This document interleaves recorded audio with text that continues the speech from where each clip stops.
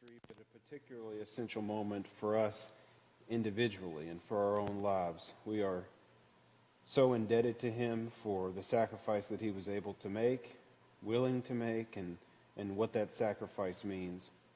We are thankful to him, thankful for the recording that we're able to analyze and consider, and we come to him in your name, in his name, excuse me. Amen. All right. We are in the 11th week of our time together here. This is the second to last class. We have spent the last 10 weeks prior to this talking about all of the historic events that lead up and build up to the seminal moment of human history, this moment which stands at the apex of history, a fact that is true regardless of whether you're a believer or not, the simple reality, the absolute fact of human history is that there is no moment that did more to shape the world, that did more to change the world, that turned the direction of time, if you will, more than the crucifixion did. And so for the past 10 weeks prior to this week, we have looked at all of the circumstances, the political, the cultural, the religious, all of the circumstances that really led up to that event. We've treated it in the same way one might treat a great war, the way we might treat the Civil War or any other sort of historic event, looking at it to think, what were all of the factors that led up to this moment? What are all of the things that contribute to this moment, this act that takes place, this trial that takes place, this death that takes place? Who are the major players? What are the major influences? We've spent 10 weeks now doing that. And when we left off last week, when we concluded last week with the trial of the prefect, the deed, if you will, has now been done. The trial has come to an end. 2 weeks ago, we discussed the trial before the Sanhedrin. And all Jesus goes through about 4, one could say, some count as 5 different trials. He appears before the prefect twice. On 2 separate occasions on the morning in which he's brought before the prefect. Some count that as 5 total, but he appears before Annas, he appears before the full Sanhedrin, the great council of 71. He appears before the prefect early in the morning as soon as the sun comes up. The prefect sends him to Herod Antipater because he is a Galilean, and Herod Antipater is in control of Galilee. And then, of course, all of those entities, having not been able to condemn him to death, send him back to the prefect one final time. We discussed what that trial looked like and what those events looked like last week, and I encourage you, even if you missed some of the beginning lessons where we talked about the role that Hellenization plays on the culture, where we talked about the role that Herod the Great plays in shaping the world that Jesus is born and ministered into, where we talk about the role the two-tier system plays. Even if you miss some of those things, I encourage you to review those 2 lessons from the last 2 weeks. There's a lot of things that we looked at in those trials that we pull out that oftentimes when we read accounts of the crucifixion and we think about the crucifixion, partially because we know what is to come, partially because it isn't the apex of the narrative, we can gloss over.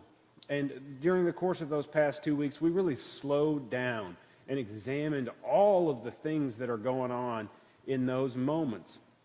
We're going to do something very similar tonight with the crucifixion itself. Now that we are past the point of the trial, we're going to slow down a little bit, and we're going to talk about the suffering that Jesus has endured and will endure over the coming hours, the final hours of his life leading up to his eventual death. Let's begin. By the time Jesus was brought before the prefect, just after sunrise on the day of preparation, he's already experienced a great deal of distress, some of which we've discussed over the past 2 weeks. He has no doubt slumbered by the fatigue of a night filled with anxiety, sleeplessness, and dehydration. But he has not yet reached the apex of the tortures of the day that would lie ahead.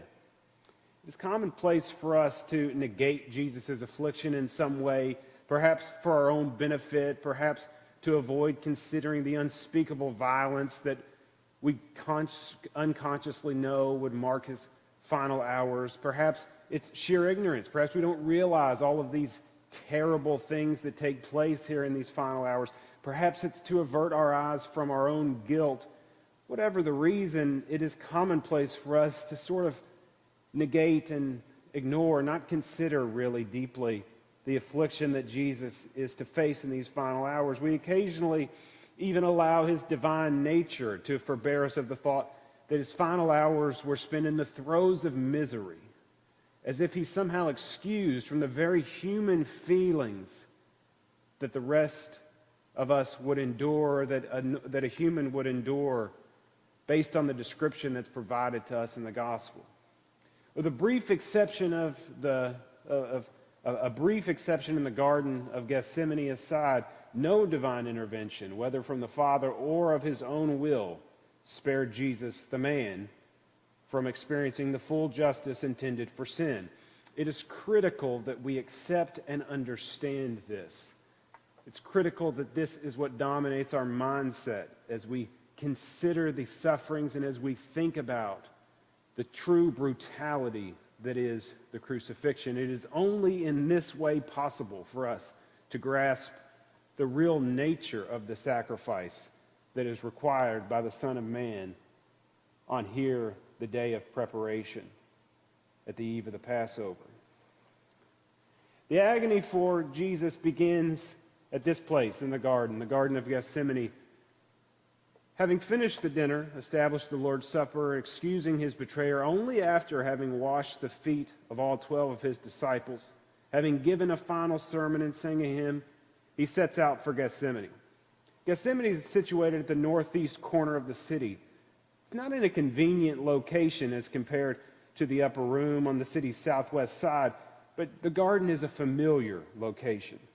The familiarity did not provide comfort on this night, however.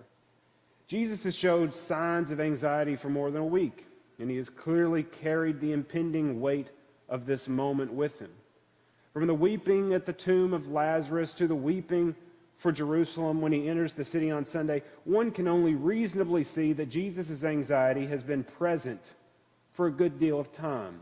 He is severely dreading what is to come. In the garden, this would become painfully evident as this is poured out. Mark 14:33 and 34. As he took with him Peter and James and John and began to be greatly distressed and troubled, and he said to them, "My soul is very sorrowful, even to death. Remain here and watch." Distressed, troubled, sorrowful. Powerful words that begin to provide for us an understanding of the mindset of Jesus as this night really begins to unfold. Mark gives us another very valuable detail. The very next verse, Mark 14:35. And going a little further, he fell on the ground and prayed that if it were possible, that the hour might pass from him. It's not common. It's not a common practice for a Jew to kneel during prayer. Jesus falls to the ground here in the garden, not primarily in a state of reverence, but in a state of pleading. This seems commonplace for us, this idea of kneeling. It's not. Mark tells us this detail of him falling to the ground and there praying to provide us emphasis. Luke gives us some additional valuable details. Luke 22, verse 44. And being in agony, he prayed more earnestly, and his sweat became like great drops of blood falling down to the ground.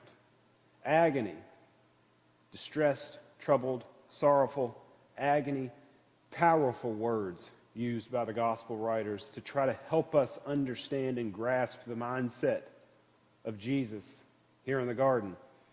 This passage, sweat became like drops of blood, is interesting. Is it to be taken literally?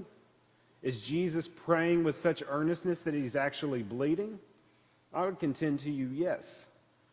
It's not a common expression, this idea of falling like drops of blood, that Luke may have used or may have been easily called upon to provide a practical illustration. And as a physician, one can expect that Luke would not be so flippant with a medical detail like that. Jesus begins to sweat as blood, Luke tells us, after the comfort of an angel is given. There's a condition that we know causes this, but for it to occur, one has to be in a severe place of distress. Hematohydrosis is what it is called. After Jesus fervently pleads, crouched against the ground, the presence of the angel sets off a series of chemical reactions. His heart rate slows, his muscles relax, and their tensions from their tense position, and he begins to sweat all over. His face would become flushed with color, and his blood vessels dilate, causing blood to rush back into the capillaries of the sweat glands. This rapid reaction, this rapid transition would cause the vessels to rupture, mixing sweat and blood together as they excrete. This is a rare condition, seen most commonly, if it could be called common at all, truthfully, in occasions of war and torture, high-stress environments, high-stress situation triggered in times of intense fear. It's attached to the fight-or-flight reaction in the brain during a period of heightened fear. The angel represents something deep in this moment. His fate is sealed. It's clear. This pleading that takes place when the angel comes to him, as we're told happens in the book of Luke, it is evident in this moment, even before Judas arrives in the garden, even before he sees the crowd approach with swords and lights and noise and all of these things that a crowd would bring with it. It's evident from the presence of this angel that his fate is sealed. The Father will not spare this cup from him. It's his acceptance of this that sets off this reaction. And after gaining his composure, he again wakens his disciples, this time for the last time. His betrayer, he tells them, is at hand. The pain that Jesus experiences during the night of Jewish custody after this walk from the garden back to the house of Caiaphas takes place, after he is there in custody in the house of Caiaphas awaiting a trial before the Sanhedrin. The pain that Jesus experiences over the course of this night is minor in compared to the torture that the daylight would bring, but not minor in relation to a typical day that one might experience. In the presence of Annas, he is slapped with the full force of a man's hand without warning. We discussed this 2 weeks ago, and when he said these things, one of the officers standing by struck Jesus with his hand, saying, "Is this how you answer the high priest?" The full force of a man, without warning, Jesus is slapped. During a holding period at some point in the evening, those in charge of his guard play a nauseating game with him, mocking his claims of prophecy by covering his head, slapping and punishing him. Luke chapter 22, 63. Now the men who were holding Jesus in custody were mocking him as they beat him. They also blindfolded him and kept asking him, "Prophesy, who is it that struck you?"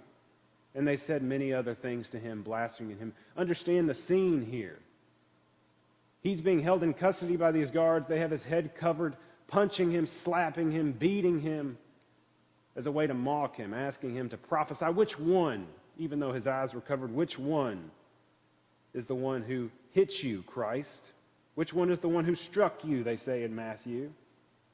All of this he experiences before being turned over to the prefect.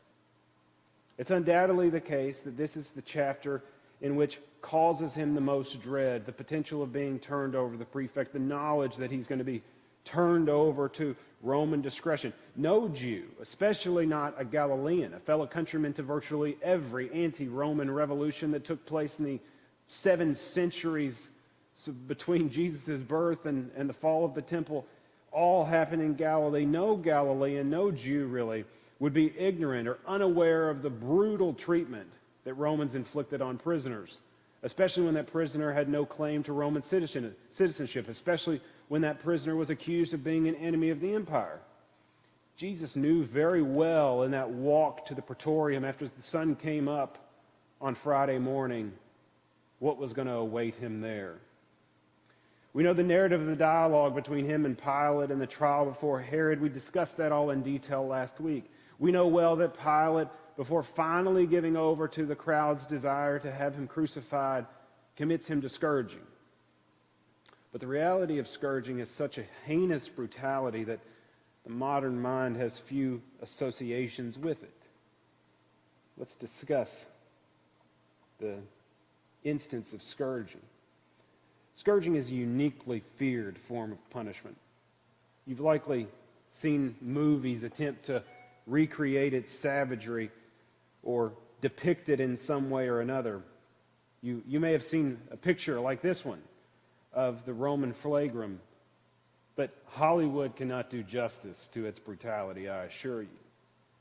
Scourging is a particular brutality, a particular form of torture that would cause fear in all who saw it. The primary purpose of doing this, as is the primary purpose of crucifixion, the reason that the Romans depend on this form of punishment is really for humiliation and deterrence. The same reason that crucifixion is as popular as it is, scourging is as popular as it is as a form of punishment. As we know just from the narrative between Jesus and Pilate alone, Wood did not have to be facing a capital offense to face the prospect of a scourging. One who was facing a capital offense would certainly receive scourging, but it was not only for that purpose. There's about a 0% chance that you may see these scenes sometimes where Jesus is depicted as all alone, tied against a column, being the scourging. There's about a 0% chance that that's how it was actually carried out. This wasn't a private moment of punishment meant for only Jesus and the Roman soldier who was charged with inflicting it between the two of them. The inflictor always wanted a crowd to be witness to a scourging, and one can especially believe that this is the case for Jesus. And considering the example and the hope that Pilate was trying to endeavor, the only reason that Pilate would have ordered a scourging is so that others could witness. Here's a somewhat grotesque depiction, but one that we'll use. The one being scourged usually would be stripped naked, but there's reasonable evidence to suggest that scourgings and crucifixion against the Jews were not in the nude. That is an important detail because it's somewhat of a historical, controversial question. This practice would have been highly offensive for these actions to be done in the nude. Would have been highly offensive to the Jews. And it's the hope of the Romans to deter crime, not to incite hatred and potential revolts. I personally favor the view that Jesus would have been afforded some sort of bare minimum of clothing to cover him, but that would in no way impede the leather straps from impacting their full force on the skin. Jesus was likely shackled to a column, as is depicted in that illustration there. He was likely shackled to a column. That was about the best view of, especially in black and white, of what this scene would really look like, I think. There was probably a place where Pilate had always used where scourgings occur. For the most part, those who were being sent to the cross, scourgings would not be severe. It would focus more on humiliation than on inflicting pain. But for Jesus, who Pilate hoped to spare from the ultimate punishment, the Roman soldier would be permitted to inflict the maximum possible pain. It is his hope in these moments that he can inflict the maximum possible pain, so much so that the crowd will move away from its desire to have him crucified. So you can bet that Jesus was not given the alleviation of the maximum form of punishment in this moment. Pilate hoped that this scene would satisfy the bloodthirst of the leaders in the crowd who supported them. He would be turned occasionally during the ordeal, so it would not only be his back, but his sides and chest would also be exposed to meet the whip. And once Jesus was shackled, he would be forced to bend at the hip, exposing his full back to the tormentor. The soldier raised the flagrum above his head with the full force and full weight he could bear, brought down against Jesus' back. The Roman whip is not meant for surface scratches and minor cuts, as we have seen this illustration before. The Roman whip is specifically designed to open the skin. It is specifically designed to tear and lacerate the skin. First blow would send Jesus' brain into a panic as the mind works to counteract the shock and pain. The soldier strikes again and again and again and again. After the first handful of blows, bruises begin to form on the skin. The blows take Jesus' breath away. He barely has time to even attempt to recapture his breath before the next blow rains down on him again and again The bruises are causing the skin to discolor now. The leather of the whip leaves scratches across the surface of the skin that simmer and sting. Again, with the full weight, the Roman soldier brings the flagrum down against him, again and again. By this point, Jesus would have lost count of the number, but barely into double digits, the skin begins to break open.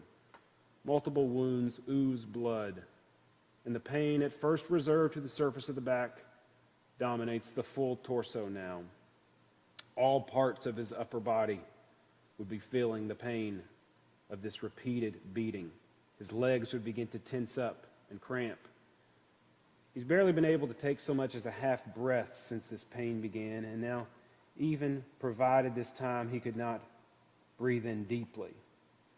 The scratches and cuts are now lacerations in the skin with nothing to protect the underlying muscle from the direct harshness of the leather and the lead that sits on the end of each line.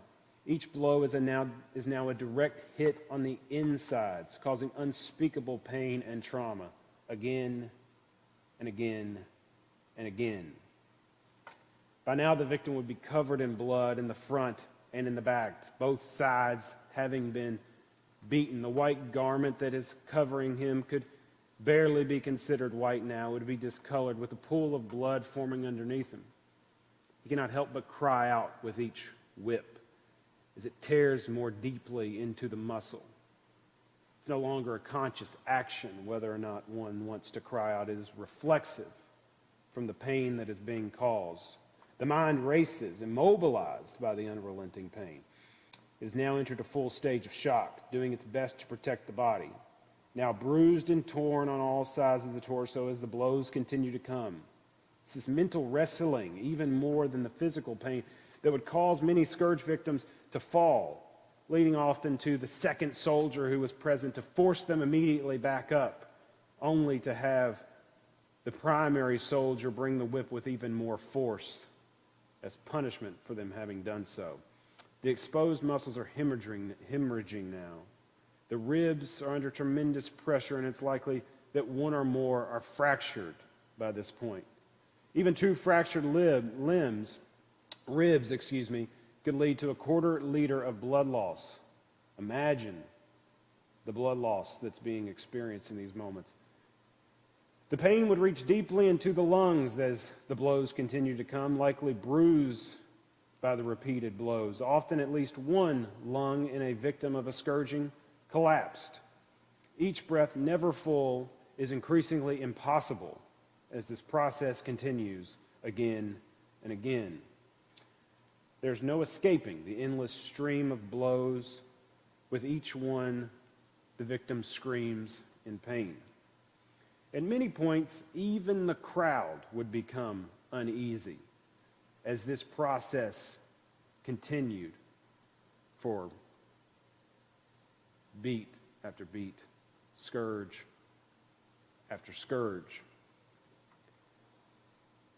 This is what Eusebius of Caesarea, the historian who's writing about 300 years after Jesus' death, says about the scene of a scourging. For they say that the bystanders were struck with amazement when they saw them lacerated with scourges, even to the innermost veins and arteries, so that the hidden inward parts of the body, both their bowels and their members, were exposed to view.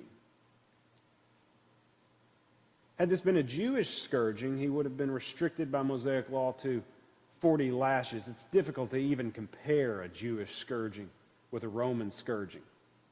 The whip that would be used in a Jewish scourging was in no way near as tough, not built in the same way that a Roman flagrum was built to tear the skin. The Jews, whenever they used scourging, it was really an effort to scratch, an effort to cause some cuts and to make a point. It was not the same level of torture device that the Romans would have perfected and would have used against his victim, would have used against their victims. But had it been a Jewish scourging, not only would it have not been as severe, but it would have been restricted by Mosaic law to 40 lashes, often reserved to 39 lashes to be safe. But it wasn't. This was a Roman scourging. And it was a particularly brutal Roman scourging because the prisoner had not yet been convicted to crucifixion. How many times was the whip brought down against his back, against his chest, against his side, against his triceps, against his legs? 39, 50, 70, 80, over and over and over. We don't know. But we do know that this effort alone nearly kills him. Many victims of scourging would vomit uncontrollably. The loss of blood would cause an unquenchable thirst. He's in the early stages of hypervolemic shock as fluid begins to build up. This is an artistic depiction that I think does a pretty good job of setting the scene for us. It's possible that 2 Roman soldiers would have been used in this moment and would have been responsible for this process of doing the scourging, one hitting right after the other. It's also possible that it would have been one with 2 present, but one who was the primary person responsible for the scourging.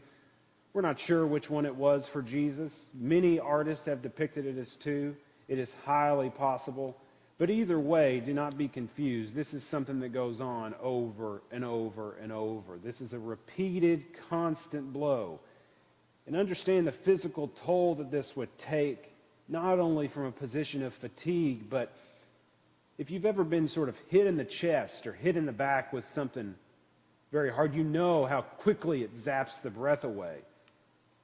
But one of the most excruciating parts of this process would be that the victim is not able to capture a full breath. And we can honestly conclude that after having experienced this, Jesus will not probably take a full deep breath again for the remainder of his life, for the remainder of his time before he eventually dies on the cross.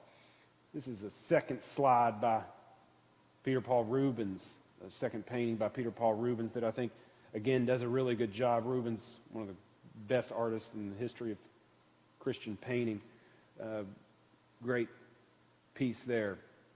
Is it any wonder after having received this beating that he doesn't immediately speak when he's brought back into the praetorium to again face Pilate? It's almost offensive that the prefect in that interchange that they have with one another is surprised by the fact that he doesn't speak. It's quite amazing, in fact, that Jesus musters the ability to say anything at all. This eventual discussion that they have, this brief back and forth that they have that ends with this famous question, one we didn't make reference to last week, the most difficult, challenging part of the entire trial before Pilate, to understand what it means, to understand the context, to understand the way in which it was spoken, in which Pilate famously says, "What is truth?" It's amazing that Jesus, after having endured this brutality, this torture, that he's able to muster anything at all in that conversation. As the events go outside, Pilate has reserved himself to the spectacle. It's my full contention, as I made the case for last week, that by the time that this process goes outside and that Pilate has the judgment seat brought out among them, that any hope of Jesus' life being spared is gone, and the prefect is working from that point forward to maintain face, to maintain his own sort of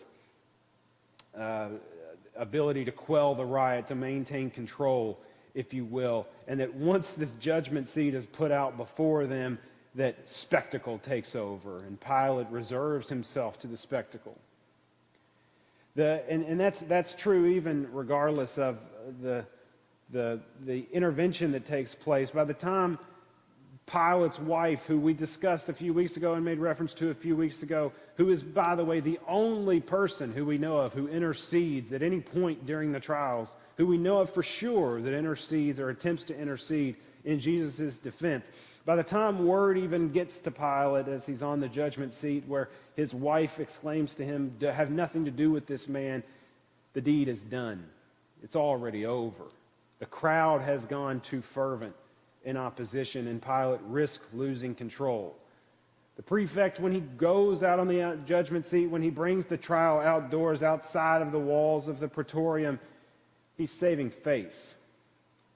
The soldiers who are there, the Roman soldiers, are caught up in this spectacle, and a truly sadistic scene plays out there before the crowd. Ferocious as the crowd is in their proclamations against him, the soldiers adorn him with a robe and a crown. The scourging that would have taken place would have been typical for someone who was headed to the cross. But this sadistic process, this sadistic theater that takes place here when a crown is placed on his head and a robe is placed across his shoulders, there's no precedent for this at all. This is something that the soldiers, we can conclude, get caught up in the spectacle of. And Pilate allows this action to go on. They adorn him with a crown, but this is no ordinary crown. The additional pain that this moment inflicts upon Jesus shouldn't be lost on us. This is a crown of thorns, Mark 15:17. They clothed him with a purple cloak and twisted together a crown of thorns. They put it on him. And they began to salute him, "Hail, King of the Jews!"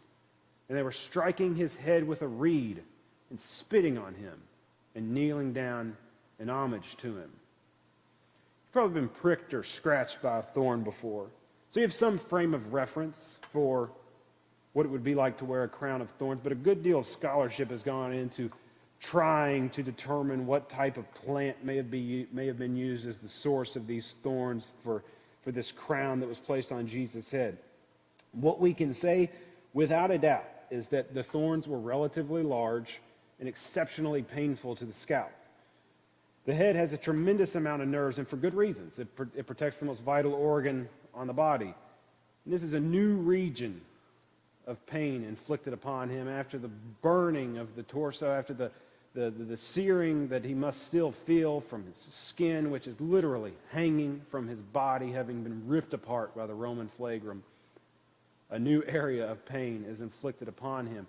This is a depiction of a recreation of what this crown of thorns would have looked like against the skin as it's pressed more deeply into the skin. I think this does a masterful job of helping us think about how painful this would have been. This would have been like tiny pins being poked in all over the head. Like we mentioned, particularly significant, the nervous system of the head is extensive, extremely extensive. So you can imagine what these tiny thorns poking all over his head would have been like. This is a depiction, I believe, from the Passion of the Christ, but it's some sort of depiction of the Crucifixion at some point. This could be Mel Gibson's version. I'm really not positive, but this is a good representation of what this scene would have looked like and the blood that would have flowed down because of this occasion, or because of this instance. It's important that you understand this scene. This isn't over quickly. This isn't just a quick thing where they put this crown on his head and this robe across his back and parade him out there. This is not a quick scene. We're fully immersed in a Roman act of humiliation, and it's important that you understand what happens. Jesus would have been forced to stand, thorns pressed into his scalp like we just saw, back, chest, arms, and legs still searing from the brutal beating he had just received by the whip. Severely dehydrated. Severely dehydrated. Undoubtedly fighting fatigue from a night of no sleep. Undoubtedly fighting fatigue from hours and hours of standing, hours of trial, hours of being moved from one location to another. It's difficult to stand. He's in the early stages of shock. Beneath the surface of his very visible, torn body, fluid is beginning to build up around the lungs, and every single breath is a challenge. It's almost a certainty that at best he's able to draw half breaths. It's possible even that he has a collapsed lung and fractured ribs. His legs are covered in dirt, caked in mud by the hours of sweat and blood which have been mixing together with them. Blood is dripping down his back and his legs, dripping down his chest, dropping onto the ground underneath him.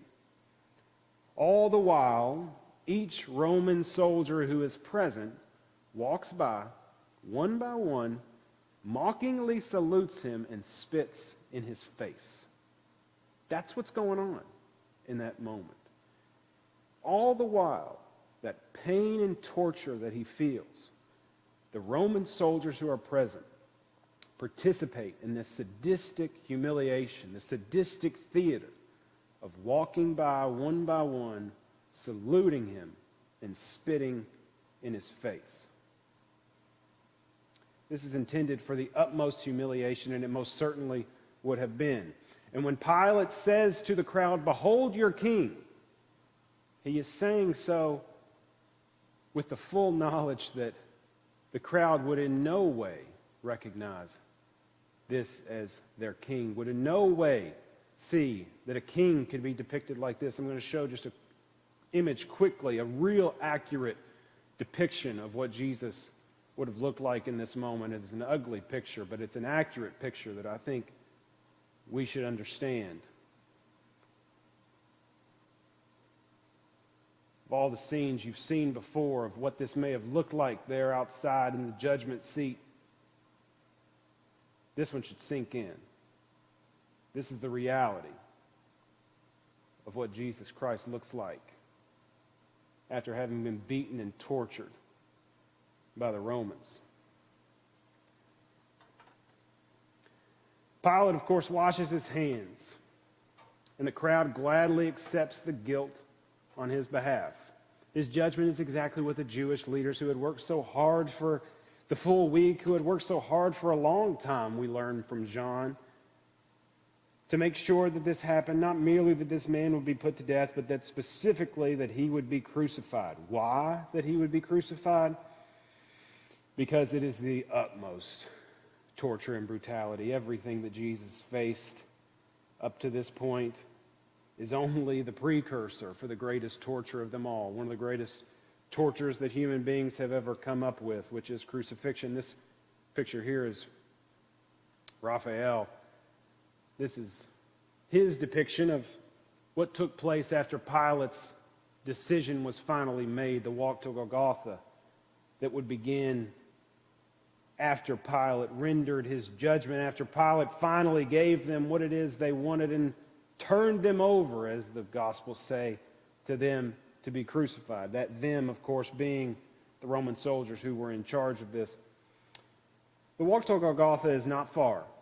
It's maybe only a half mile, but it's an unpaved, bumpy terrain under the beaming midday sun.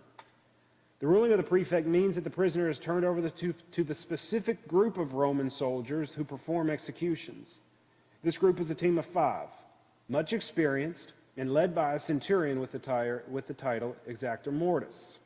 The primary job of the Exactor Mortis, the leader of this group of 5 who is responsible for executing prisoners who have been condemned by the Romans, the primary job of the Exactor Mortis during this half-mile walk that would take place, approximately half-mile, is to maintain order among the crowd that would most certainly gather and that would be lining the pathway on the way there, and importantly, critically, to make sure that the condemned gets to the cross alive.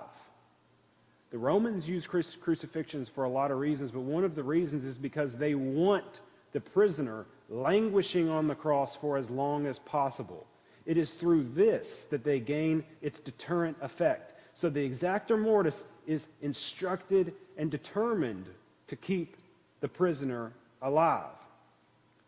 This walk would be lined with cheering, with cursing and spitting of the onlookers who have gathered, some who have just arrived, perhaps some who just arrived in the city to begin the process of the Passover feast, some who had participated in the entire affair, some maybe who had been there all throughout the night. It's difficult for us to know, but it's certainly possible. Some who maybe had been there the previous night in the garden whenever he was arrested, who had gone home and the next morning rejoined the spectacle here at the Praetorium and in the walk to Calvary.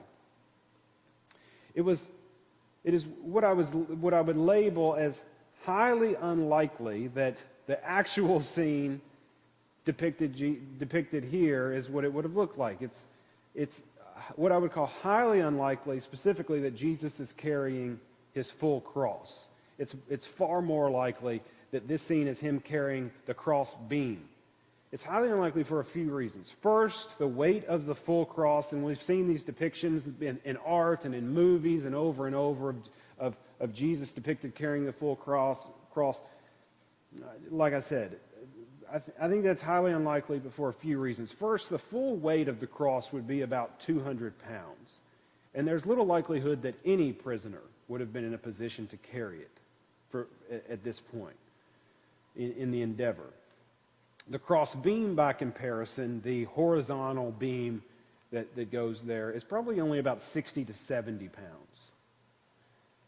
Second, we have really strong evidence that there were a handful of locations that crucifixion would have taken place, and that the vertical beams are kept in the ground at those locations. So the Romans have these specific areas that they use, and that the vertical beams are forever kept in the ground in those places because they're used with relative frequency.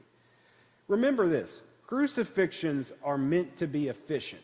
That's one of the primary reasons for the Romans using it. It's probably their second biggest overall upside.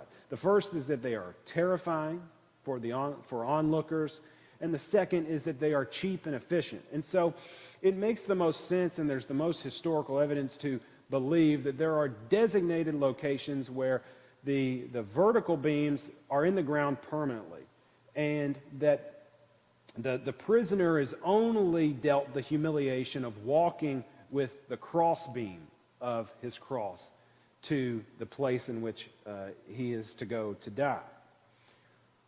Once Jesus arrives at this site where he is to die, the Roman team would immediately get to work. You may occasionally see depictions again of the cross, of a sort of towering cross way up in the air, where Jesus is 10, 15 or more feet off the ground. Maybe it was like this, but it's pretty unlikely that this is what the scene would have really been like. A cross of that height would have been the scene. High crosses are usually reserved in Rome. They are used, but they're usually reserved in Rome for special criminals. We're talking like people who were treasonous before Caesar, somebody who was a really high-profile criminal that the Romans really wanted to make a point with. It's relatively unlikely that that one of these really tall crosses that you occasionally see in artistic depictions. I think I have one here. That's the crossbeam. That's a great image of what the crossbeam, what this carrying process would have normally looked like. But a cross of this height, for example, we sometimes see ones that are even taller depicted. Jesus' cross was probably somewhere between 7 and 7.5 feet. That's what historians sort of guesstimate about what we would call a short cross, which would be used. It would primarily be used, that height would be used because it's easier for the soldiers who are instructed with doing so to lift the crossbeam and lift the prisoner into place. There's a couple of other points of evidence which suggest to us that that's the height, that one of these, a so-called short cross of 7.5 feet or so is what's probably used. The soldier, or the hyssop in which they raise up to him with the vinegar on it, the soldier who's able to stab him in the side, both supports that probability that we're probably dealing with a shorter cross. Now, it's still visible from afar because the location is on a hill, but it's visible because of its location, not because of its height. You may occasionally see depictions as well where it has this footstand underneath. The best I can tell from scholarship, this is a total artistic creation. None of the references during this period or depictions from the period, a lot of these depictions where you'll see this footstand are from 1,300 years, 1,500 years post-Renaissance later. And the best I can tell, this is an artistic creation. There's no reference to a footstand like this in scholarship. From the period, there's no references during the period in art or anything else that makes references to a footstand. Now, there are oftentimes occasionally on crosses, something called a saddle, which is about halfway up the back of the cross that would sort of stick out like a horn that the one who was crucified could sort of set themselves on at least a little bit, that would provide just enough leverage to be able to, it wouldn't allow you to sit down, of course, but it'd certainly be able to rest yourself a little bit. And there's a lot of evidence for that. It's made reference to. Cicero makes reference to it, to the horn. But there's also many examples that we have where people would live for days having been crucified. And of course, this is even referenced to in the Bible itself, the request that they be killed quickly so that they're down before the Sabbath. There's even an instance where somebody lives for more than a week, for 9 days that we have in scholarship. And so, was there a saddle on Jesus' cross? Maybe. It's certainly possible. We don't know. But it could not be more irrelevant whether or not there was a saddle available to him or not, because as we have demonstrated and illustrated, by the time Jesus arrives at Calvary, he does not have long left to live. As he prepares to be nailed to the crossbeam, he's stripped of his clothes, which are to be divided among them. He's likely struggling for each and every breath that he takes. The half-mile walk, while not far, only adds to the pressure that is on his lungs. Certainly, one of the things that would have been the most challenging in these moments would be the remarkable pressure that is on his lungs. Sudden movement brings fresh pain. Every movement brings fresh waves of pain. When he arrives at the place where he is to be crucified, he's thrown to the ground, forced to stretch out his arms against the crossbeam. 2 soldiers would get on top of him. One would hold down his chest, the other would hold down his legs to keep him from moving. Many of the condemned would have squirmed or even tried to fight in these moments, but it's highly unlikely that Jesus did. At most, he would have groaned. Perhaps he even screamed out as the weight of 2 soldiers pressed down upon his broken body. But this is the scene. A large iron nail, probably between 5 and 7 inches, would be hammered through the hand, possibly diagonally, exiting through the wrist, possibly placed, as is illustrated right here, into the wrist. It's important that we make note there have been tons of research and examination about this question. Tons. There are books about this, lots of books about these questions. A nail directly through the palm will not hold the body. He was not crucified with a nail directly through the palm that sort of came in through the palm and out of the palm. That's not the way it would have been done. This has been tested over and over and over. It simply cannot hold the weight of the body. The 2 possible options, or that I think are most likely, there's tons of scholarship on this, is that it was driven at an angle to where it came out through the wrist, or driven directly through the wrist. This illustration, of course, depicts it as through the wrist. The nail driven through the wrist will cause tremendous pain. The soldier, as soon as the first nail is driven through, this 5 to 7 inch nail that is hammered through his hand, through his wrist, as soon as this takes place, the third soldier, after the other 2 continue to hold him down, quickly move to the other side. Now, the pain that this would cause would not be reserved to the hand itself. The Romans were quite expert at this, of course, and would intentionally, at least it's likely, that they would intentionally drive the nail in a place that hits that median nerve, that goes all the way up the arm. So whenever that nail is put into place, it sends a lightning bolt of pain, a lightning bolt of shock, if you will, all the way up the arm, from the wrist to the shoulder. It's extremely painful, excruciating. And it's likely that as that first nail is driven in, Jesus would again reflexively scream out in pain. It would be nearly impossible to hold in emotion from the just unimaginable pain. The soldier moves immediately to the other side and does it again, doing it the exact same way, hitting that nerve, both arms now disabled entirely from that nerve pain. This is done partially so that the back muscles are what's required of the one who's crucified to be used over and over and over to lift himself, which is going to be an extremely tiring process. The back muscles aren't as equipped to do that over and over and over. The intention is that this will tire out the prisoner more quickly and therefore he will die. So, this is likely the way in which this was done, but extremely painful. The soldiers holding him down move off of him as soon as he is nailed down to both, and immediately begin working to lift him and the crossbeam. He'd be pushed back against the vertical beam of the cross, the soldiers moving very quickly now. And there's a great deal of theories as to how exactly this would be done, but after he is pushed back, two soldiers holding the crossbeam, his arms stretched out, he's pushed back against the back of the cross, he would be lifted up now to a groove that's cut, a cut that's wedged in to the vertical beam.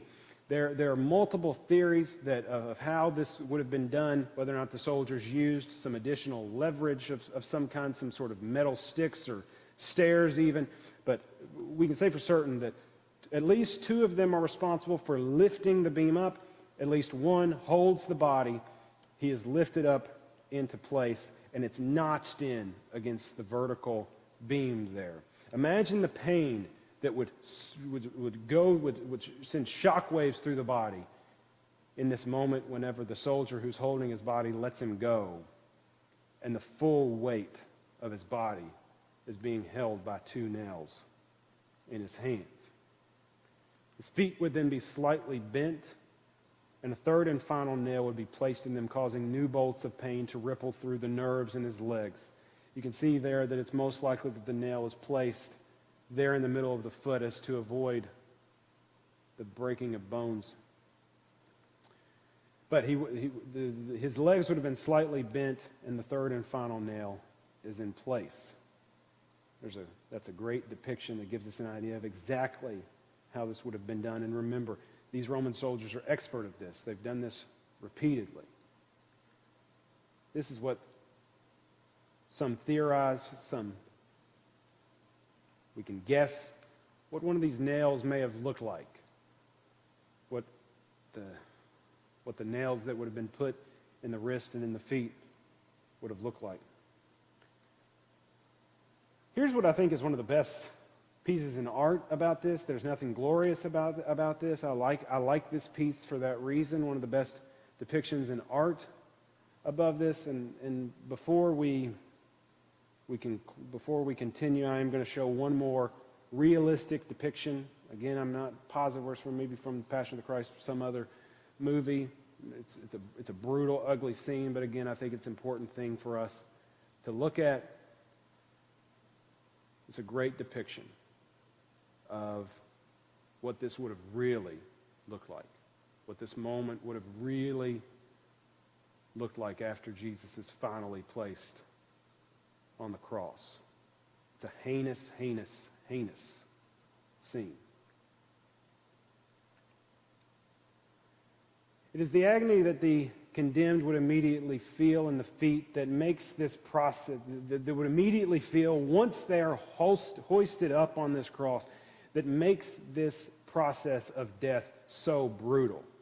Jesus' full weight rests on the nails in his hands, causing endless cycles of pain in his arms, and the weight of his body tearing against the nerves in his feet.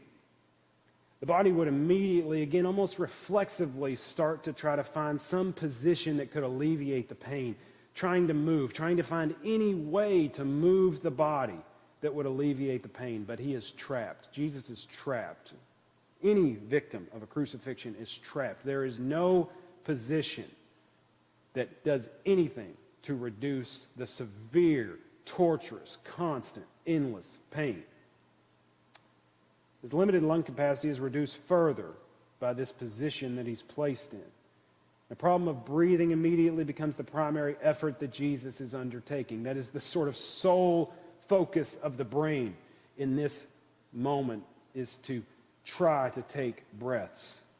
The process of breathing becomes the whole purpose of life and survival in these moments. He lifts himself up just enough against the nail in the feet to take a breath, sending searing pain throughout his body. His knees buckle, causing him to fall again, throwing the weight of the body back against the hands, sending shock waves again all the way through the arms and back. The mind is nearly delirious, fervent to find some sort of reprieve, searching for some sort of reprieve. There is none.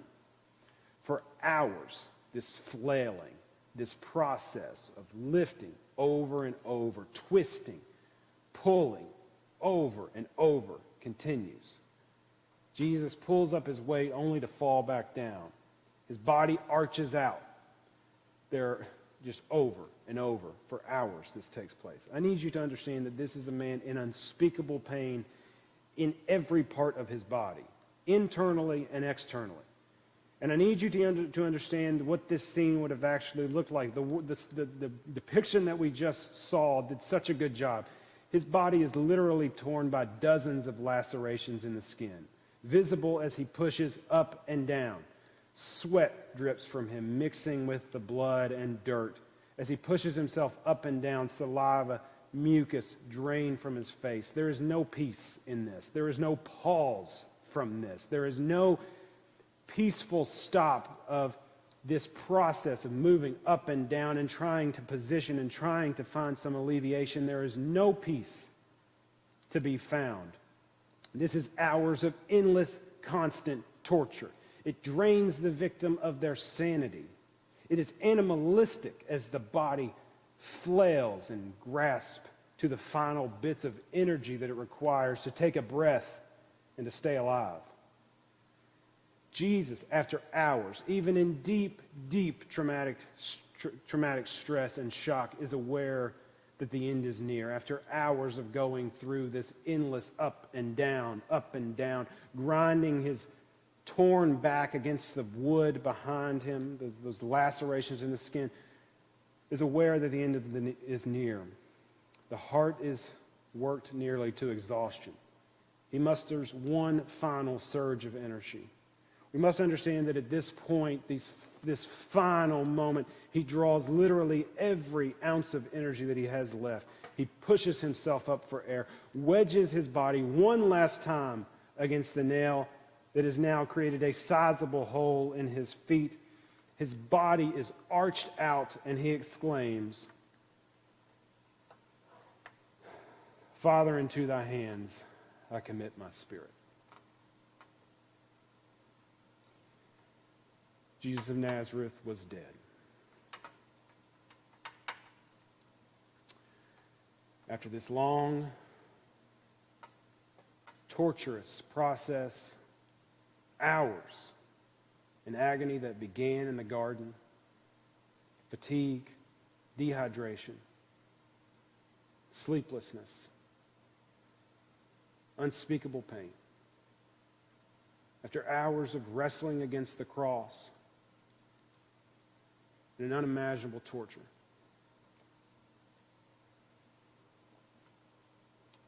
Jesus of Nazareth was dead.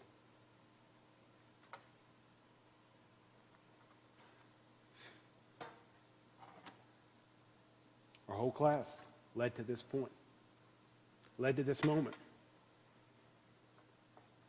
This seminal moment that would change the world.